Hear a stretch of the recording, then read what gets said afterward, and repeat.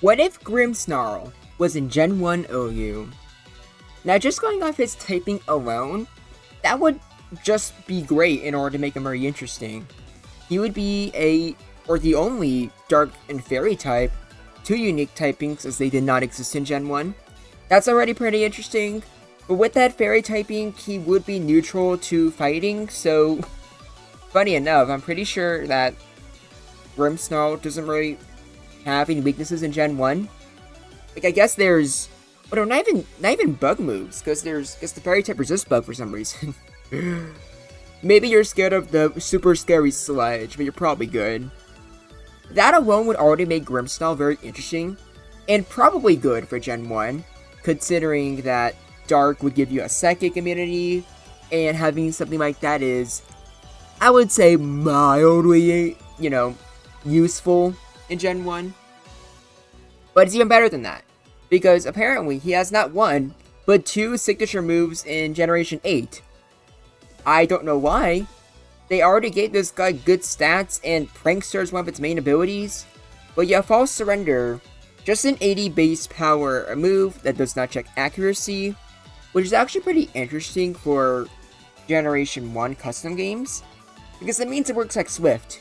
And it's because of Swift that there's the 1 in 256 glitch. So this is one of two moves that you can genuinely always rely on for getting the guaranteed kill. And unfortunately for Grimmsnarl, or actually not really, unfortunately, but considering it's a physical special split, it means False Surrender is a special move, but with 95 special attack, that's not really a tall order to ask. It's hitting as hard as something would jinx a special attack. But the thing that really sucks, though, is the fact that Dark is... It's weird how it works in custom games, because you still have the Psychic immunity, but you don't hit Psychic super effectively, which sucks.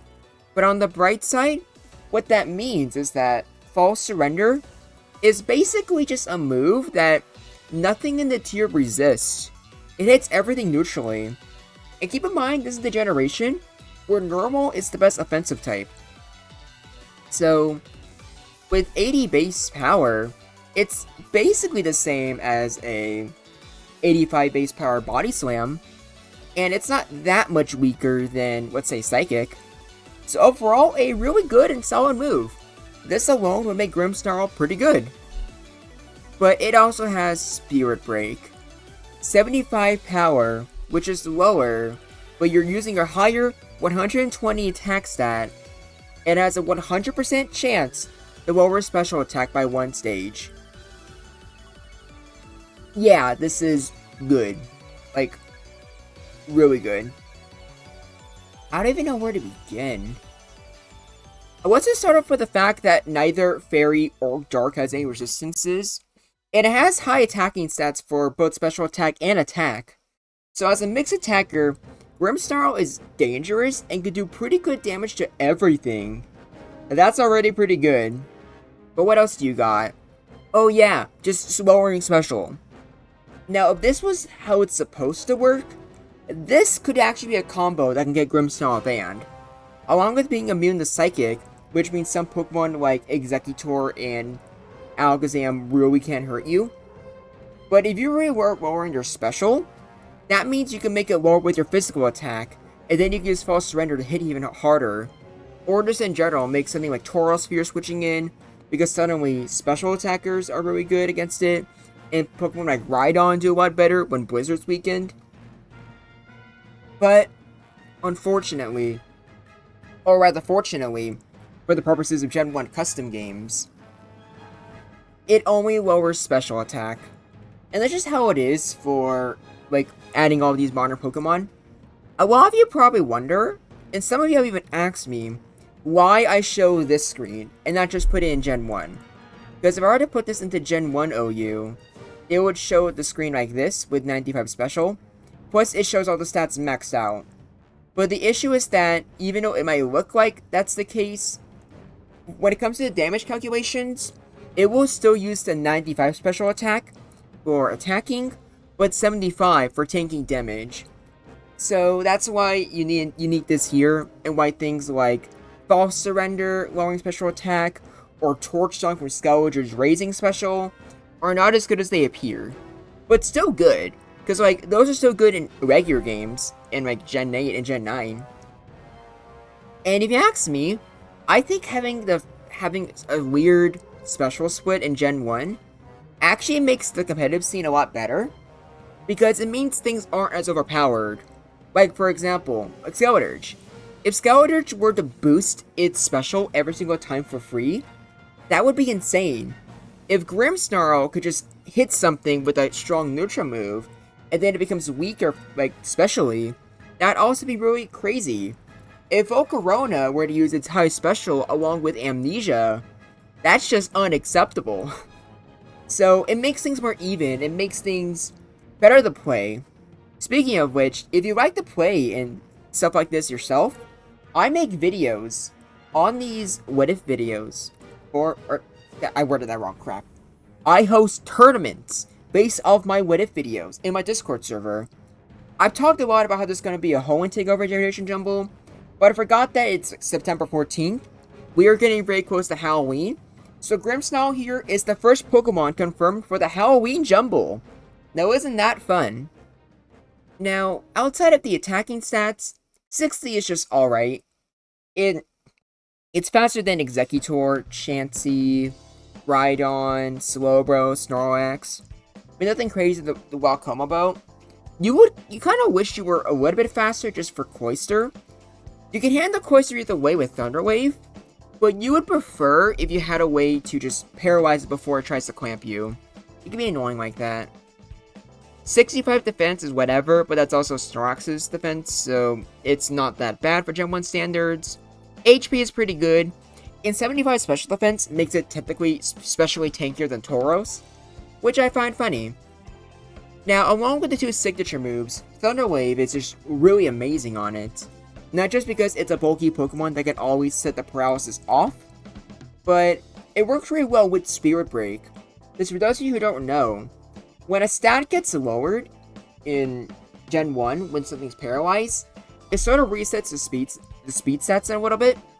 So Grimmsnarl here, regardless of what it's facing, if it lowers a special, it becomes faster. But on the vice versa, if something raises their stats, they become faster. And with Amnesia, it ignores the speed drop altogether. It's very weird and clunky, but Grimmsnarl is just really good at it. The main thing it really wishes it had was Recovery. You would definitely replace Hyper Beam with Recovery if you had it. So that's the thing that's unfortunately really sucks about Grimmsnarl. It can do a lot of things, and it mostly wants to be used defensively, but it just doesn't have the HP to keep doing that for a long period of time. So it's never going to be your win con, even though with paralysis support, it's almost made like it wants to be. Hyper Beam is just a good move for finishing up some games, and all four of these are also just decently good in their own right. Ice Punch gives you super effective coverage against Rhydon, but it's pretty bad everywhere else, even against Executor. Light Screen is probably not worth it, since you're only really protecting yourself from Slowbro and Starmie, and both of which you can just annoy, if not defeat, just with your regular moves. Reflect might be one of the better moves here, since Reflect helps boost your defense, helping you do even better. And Well Kick is interesting, but that's because Grimmsnarl is so heavily, it so heavily needs paralysis for its main strategies. Like I said, it can use Spirit Break to become faster while something's paralyzed, and if that's the case, having it be paralyzed slower than you means you could take advantage of Well Kick and fishing for flinches. I'm not exactly sure how good it is. I think that Hyper Beam and Reflect all have their own uses, but that's just pretty good. It means you can customize your Grimmsnarl for offensive or defensive purposes, or annoying purposes if you want to use Well Kick. So that's about it. Let's get right into the replay, shall we? Now, starting off with the boy himself, we have Tauros. Obviously, just paralysis alone already makes Grimmsnarl pretty good here, since Tauros does not want to deal with getting paralyzed. And when it's paralyzed, Grimmsnarl can definitely put in some work, like as you see there. False Surrender did a lot of damage there, but I'm pretty sure the special did not make a difference. But as you can see here, it can get pretty nasty. Grimmsnarl could win Tauros could win. It just depends on bodies on paralysis, crits. But in the best case scenario, Grimmsnarl is definitely paralyzing and getting at least a fourth of chunk of damage off with Tauros, as well as lowering Tauros' special attack, which means other things like Rhydon do significantly better. As for Snorlax here, I'm really not sure how to rank it. This is just a Reflect Wax set, but there's also just physical attacking sets without Reflect. I guess Grimmsnarl does better against those, but the rest really just make a big difference. With Reflect here, I'll just say that Grimmsnarl definitely doesn't do as well as you might hope. I'm not sure if Fast or Hyper Fast is best. It looks like Fast was good enough. So Snorlax can be this set, but it definitely is more annoying for Amnesia Wax rather than a physical Wax, since obviously with Spirit Break you can always lower their special attack. Granted, like, you're going 2 stages, so you can eventually beat them, but that's also the thing with paralysis as well. Just one turn of full paralysis can put Snorlax back to square one, and it struggles to set up the amnesias it needs to kill when it's constantly being whittled down like this. So definitely it could go either way as well. This one is one where I think it's heavily more in Grimmsnarl's favor. And rest here really does make a big difference. If you're using Self-Destruct, I'm gonna say it's probably a better trade for the Grimmsnarl player. So, I don't know. Snorlax replays are just really weird to go over. As for Chansey, now, both of you can paralyze each other, and that alone, I'd say this probably makes it could go either way. If you're using Reflect Chansey, I'm going to say that you probably win against Grimmsnarl, but at the same time, I would still say that also depends on what your moveset is. Because using, like, let's say, you know, a Spirit Charge there, whatever it's called. I'm not sure, I forgot the name. Spirit Break, yeah. Using Spirit Break means that Bulbine Chansey does significantly worse. And granted, you could use a Reflect Chansey set with just Seismic Toss, but even then, like, that also has its own set of problems and can be handled by, like, for example, Rhydon. Maybe not if it's Reflect Chansey, but I don't know. I think this is a could go either way. One where I genuinely don't think one Pokemon has a bigger advantage over the other, because consistent damage with Seismic Toss as well as Soft Blow are good, and the Reflect makes the win guaranteed most of the time, without a crit. Now Zam here, he's not really doing much. He only can fight back with Seismic Toss, and because of Spirit Break, not only is that just a potential 2-hit KO, but unfortunately, when you get hit, you're just doing less damage with your Psychics. Alakazam has a high crit rate, sure, but pretty much anything can take it on at this point. So, I'm not sure how good Zam would be in a tier with Grimmsnarl on it. I definitely don't think it would be top 5 anymore, but I don't know how far it would actually drop, and I don't know where Grimmsnarl would rise. Also, as you saw there, False Surrender did not do super effective damage to Alakazam, and even with the special drops, it only did a fourth. So, hopefully I proved any of the doubters wrong, if any of you were doubting, but that's besides the point, I guess. So, Zam is still kind of surviving, I guess. So I guess in the best case scenario, it's stalling out Spirit Breaks, but even then, I don't think it's doing that well of a job. So, a great matchup, and I'm surprised I had that much to say about this. Now, Cloyster. I could have just started with Clamp immediately. Not only that, I figured that was boring, but like, it wasn't really teaching you guys anything. Obviously, Cloyster could pivot with Clamp, or just stay in if it's a Mad Lad. But statistically speaking, that probably won't work out for it. And once Grimmsnarl actually paralyzes Cloyster, something like a Spirit Break is very dangerous, because then Cloyster's Blizzards and Clamps aren't doing much, and obviously False Surrender is always going to give you pretty good consistent damage, being a 3-hit KO. But Grimmsnarl did get pretty beat up there, so I'm not sure. I'd still going to put it at a good matchup though, because I really feel like Cloyster's job is just too valuable to have it get beat up by Grimmsnarl. You can't really take on both Tauros and Grimmsnarl, I don't think. Here's Exeggutor. It technically does better than Alakazam, but even then, if it wasn't getting fully paralyzed, was Double Edge really going to do that much? Probably not, you're forced to blow up. And considering Grimmsnarl's main thing is beating the Psychic types, I'm gonna say it's not a problem if Executor explodes. Grimmsnarl probably did its job. And here's Gengar. Now, there's a good chance that Fairy also doesn't work here, because I could have sworn that Poison resisted Fairy, didn't it? Either way, Gengar's not doing much. Paralysis alone makes this basically unwinnable, and even with just False Surrender, that would be enough to chip it. But lowering Gengar's special attack means that Gengar really is not getting much of a chance to do anything. But at least I can get good consistent damage in, so that's something. And here's Jolteon. Both can paralyze each other, but Jolteon does have that really good crit rate, meaning potentially might not even matter if Grimmsnarl lowers your special attack. So it could go either way, and I'm not sure one has a better advantage over the other. Because, yeah, like, even with Spirit Break, it's still a 3-hit KO. And giving Jolteon at least 2 or 3 chances to crit is very dangerous. It's a tall order that you don't really need to answer most of the time, because you have Rhydon. But we're not talking about Rhydon versus Jinx. Right now we're talking about... Wait, did I say Rhydon versus Jinx? Wait, I'm getting sidetracked. But there's Jinx. As you can see, Blizzard hits really hard. Almost to a KO, and I think with damage range it might be. But with Paralysis, you can always 2 a KO and kill Jinx before it kills you. But there's still the freeze chance and the critical hit chance. So you gotta be careful. You definitely gotta be careful. Speaking of Rhydon though, I didn't bother doing the replay with Ice Punch, because I figured Ice Punch is just too situational to be used. And I figured with high special attack and a good special move, False Surrender would be good enough, but as you can see there, Grimmsnarl really got hurt. So outside of Hyper Beam, it might be wise to try going for Reflect instead. It also just helps you considerably against Snorlax and Tauros.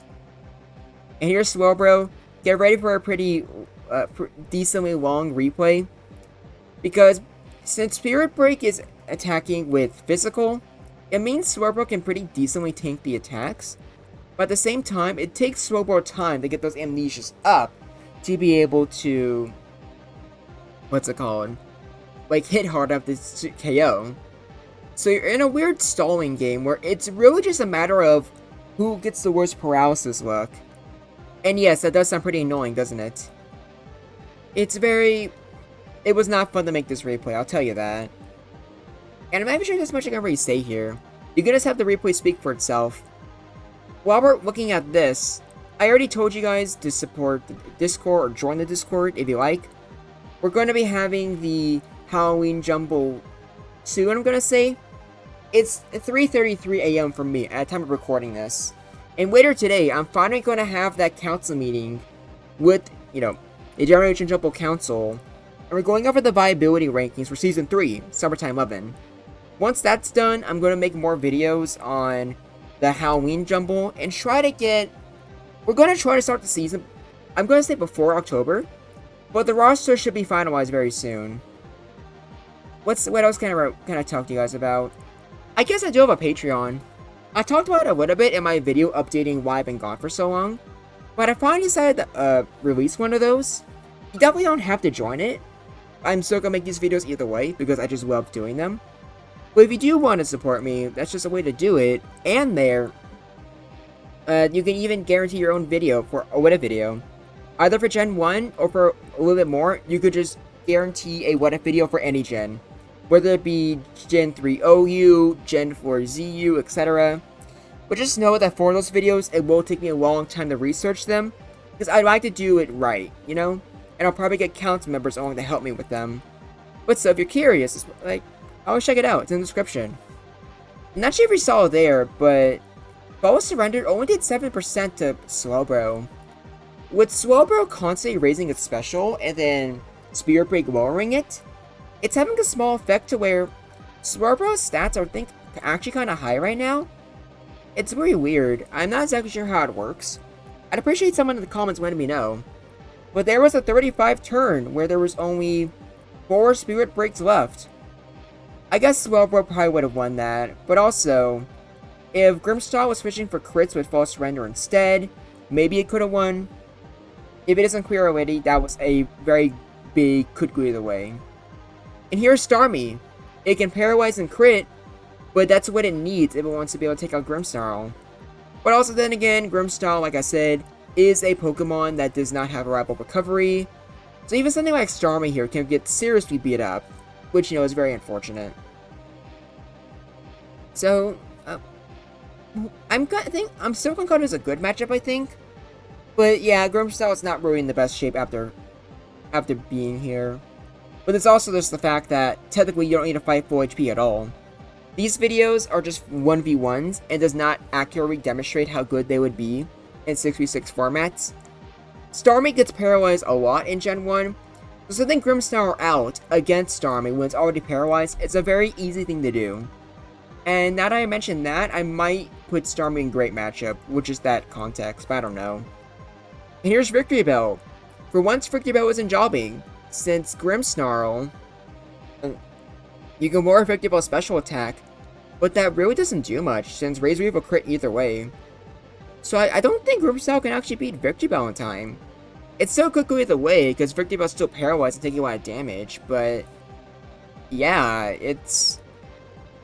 Victory Bell's doing better there than it usually does. I'm impressed.